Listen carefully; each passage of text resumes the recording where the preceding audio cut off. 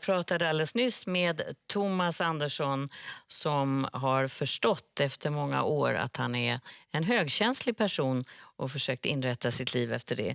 Nu ska jag prata med en psykoterapeut från bosatt i Berlin som arbetar där och som har skrivit en uppmärksammad bok som på svenska kommer nu och heter Den högkänslige mannen. Welcome. Thank you Tom very much. Thanks for having me. Falkenstein. That's right.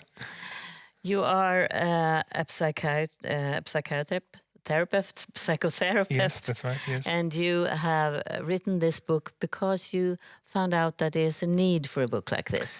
Exactly. So I was working as a psychotherapist in a clinic in London and many years ago, and I happened to have many young men in therapy who all talked about their sensitivity and how much they struggled being sensitive. And these were men in their early 20s, living in cosmopolitan London, very well educated, and they still struggled with the idea that as a man it's okay to be sensitive. So then I thought, okay, I need to give them something to read about, and I did some research on sensitivity, and I couldn't find anything apart from the research done by Elaine Aron and the concept of high sensitivity. And then I looked up all the books and I realized that most of the books were written by women and seemed to address women, the female reader, in the first place. So I thought, how is that possible? There are all these men, in the therapeutic setting describing that they suffered from being very sensitive when they were children or being very emotional when they were children. And how come there aren't any books about this? So that's why I decided to write a book. Is there shame in it too, not being the traditional man that you're supposed to be? I think so. I think we've come a long way, and I think we're, society is changing. But at the same time, if you look at the research in psychology, it's very clear that if you don't live up to those ideals or those traditional masculine ideals, the norm, it's still very much associated with shame. Boys who don't live up to those ideals tend to get bullied, or they're more likely at least to get bullied. So I think there's still a lot of shame around it. You have been warning for putting a diagnosis on these people because you don't think it's not a psychiatric diagnosis. It's not a diagnosis. The way the research looks at it, it's more about being very sensitive to your environment. And Elaine Aron started the research in the 90s, but there were other researchers who researched sensitivity since the 90s. And they all see it more as a neutral, innate temperamental trait. So it's not a kind of personality. Exactly, like a personality trait, And of course you can be, highly sensitive and develop a disorder in life. You can become depressed or anxious or whatever. But being sensitive itself doesn't make you necessarily depressed or anxious. So it's really more, innate temperamental trait that already Jung mentioned, 100 years ago. Jung mentioned innate sensitivity and this idea that 25% of population is particularly sensitive. But it could be very severe and dangerous because, as Thomas told me, that he even had, thoughts of committing suicide because he felt so, as an outsider. Yes. I think there are things. I think it's important to know if you have a very sensitive disposition, if you are highly sensitive. I think it's important to know about it. I think it's important to know that there is research out there, and I think it might be important to realize, maybe I'm someone who reacts very strongly to novel situations, to new situations. Maybe I have a tendency to really think a lot about things, to process things deeply. Maybe I have a tendency to react quite strongly with feelings. But the important thing is that it's not just negative feelings, it's also positive feelings. And that's the amazing thing about it. So how do you cope with it? What do you tell your clients?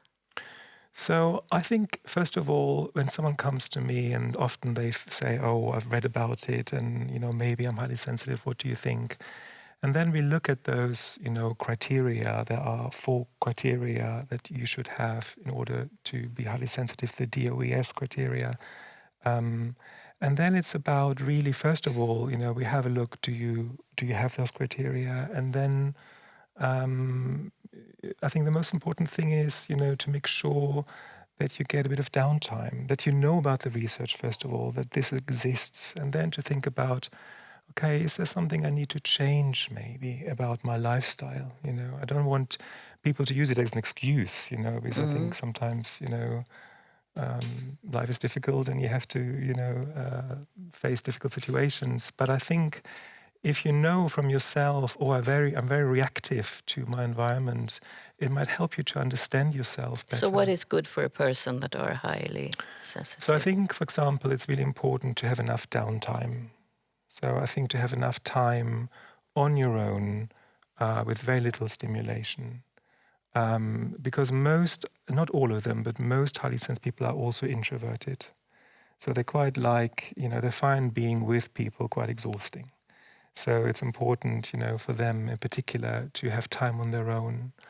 I think in our society today, it's not really what you're supposed to be. No, and particularly not as a man. I think, again, this is where I think it comes back to, I think as a man, you're meant to be, I think, extroverted, and I think, but I think you're right, exactly. It's a challenge. So I think downtime is important, and maybe say no more often to things that you feel that you have to do. So looking at, maybe I was thinking about a client who found it very stressful to take the tube every day to work. So we worked on the idea that he could either take the underground when it's a bit less crowded, or he could walk there to work. I think it's also being close to a lot of people. Exactly, just having a slightly quieter way to work, so you're not already really stressed out just going to work. So I think that could be quite important. But I think apart from those lifestyle changes, I think it's also important, for example, to practice mindfulness, to practice acceptance-based approaches. Relaxation is important, because I think the idea is just that you become stressed and tense, overstimulated quicker. So it's important that you become good at protecting yourself a little bit. Yes. But what about the good side of it? Yes. That's important, right? We don't want to just talk about the challenging aspects. So what the research has found, that those children and those people who are highly sensitive, who are very sensitive to their environment, they benefit particularly from positive experiences as well. So in a bad environment, they really struggle and they tend to develop depression later on or behavioral problems. But in a good environment with good parenting, they really thrive. So I think that is, in a way, really beautiful, because it means, because you are so sensitive, it also means you're reacting very strongly to positive things. And so I think that is something positive, And I think another positive thing is that you might, live your life in a very intense way. You might think a lot, You might be touched. You might be touched by life a lot, by your relationships with other people. But one thing that I think can be difficult if you don't explain this to, for instance, in a relationship, is how you cope with a relationship. Because sometimes it could be misunderstood. Yes. Again, I think you're right, and I think it shouldn't be used as an excuse or as a way to tell to your partner, now you have to do everything because I can't deal with it. I don't think it should be like that. But I think there is a lot of research and there are a lot of books out there, and maybe it helps just to ask a partner to read one of them, or to explain it to them a little bit.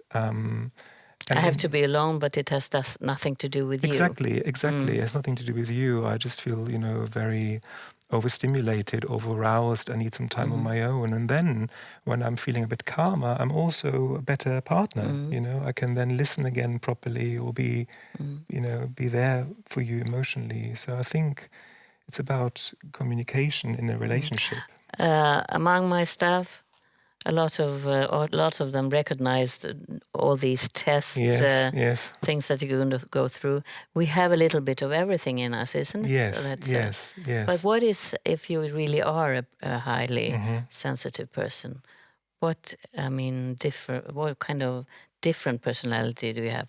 Is there something that you really could pinpoint? So it's important to see it as a temperamental trait, which means you should have it all your life. Mm-hmm. So it's not just, sometimes we feel a bit sensitive or a bit, thin-skinned when we go through a difficult time in our life, or we're a bit low. Or this is a temperamental trait that should, be noticeable throughout your life. And but it's just one temperamental trait. So you can have many other temperamental traits. So you might, for example, be, as you said, you might be quite sensitive, but also very extroverted, for example. But the important criteria are those 4 DOES criteria. So depth of processing, which is really deep, really thinking about life a lot, really processing things cognitively. O is for overstimulation, getting very quickly overstimulated in novel situations and situations where there's a lot of stimulation, basically. E is for emotional reactivity, so having strong emotional reactions, positive and negative, including empathy. So that's important. So you're also very empathetic. And S, DOES, and S is being sensitive to subtle stimuli, so noticing little subtle things in your environment. And those 4 criteria should be present since your childhood, really. And that is a good indicator that you might be highly sensitive. Thank you very much. Thank you very much. Thanks for having me. And it's interesting that it's not a diagnosis, it's a personality type. Yes, that's it. Thank Yes, you. Thank you. Tom Falkenstein, alltså den högkänslige mannen. Lär dig använda din känslighet som en styrka.